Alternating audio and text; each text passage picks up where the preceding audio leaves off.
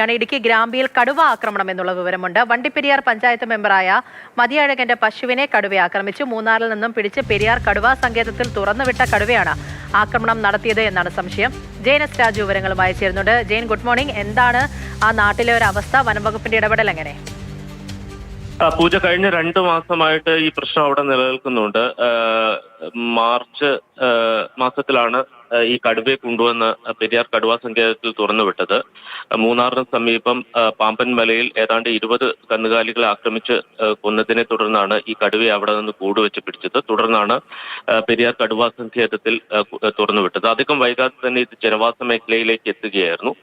ആദ്യം വണ്ടിപ്പെരിയാറിന് സമീപത്തുള്ള പ്രദേശങ്ങളിലായിരുന്നെങ്കിൽ അതിനുശേഷം അർണാക്കൽ എസ്റ്റേറ്റിലെത്തി. ഇപ്പോൾ വീണ്ടും ഗ്രാമ്പി എന്ന് പറയുന്ന പ്രദേശത്താണ് ഈ കടുവയുടെ സാന്നിധ്യമുള്ളത്. ഇന്നവിടെ കടുവയുടെ ആക്രമണത്തിൽ ഒരു പശു ചാവുന്ന സംഭവമുണ്ടായി. അപ്പോൾ കഴിഞ്ഞ കുറേ ദിവസങ്ങളായിട്ട് അവിടെ കൂടൊക്കെ വെച്ച് ഈ കടുവയെ പിടികൂടാനുള്ള ശ്രമം നടത്തി വരികയായിരുന്നു. പക്ഷേ ഇതുവരെ കടുവ കൂട്ടിൽ കയറിയിട്ടില്ല. അപ്പോൾ പ്രദേശത്തുള്ള ആളുകളെ സംബന്ധിച്ച് വലിയ ആശങ്കയാണ്. കാരണം കഴിഞ്ഞ കുറേ നാളുകളായിട്ട് ഈ കടുവ ജനവാസ മേഖലയിൽ തുടരുന്നു.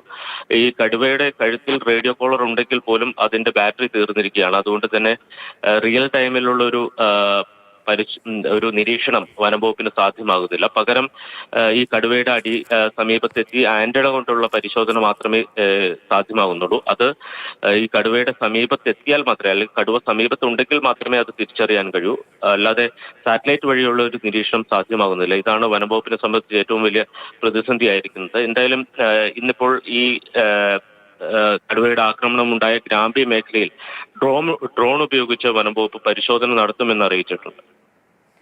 ശരി, ജെയിൻ എസ് രാജു ആണ് വിവരങ്ങൾ നൽകിയത്. ഇടുക്കി ഗ്രാമ്പിയിൽ കടുവ ആക്രമണം ഉണ്ടായിട്ടുണ്ട്. അതുമായി ബന്ധപ്പെട്ടുള്ള നടപടികളിലേക്ക് കടക്കുകയാണ് വനം വകുപ്പ്.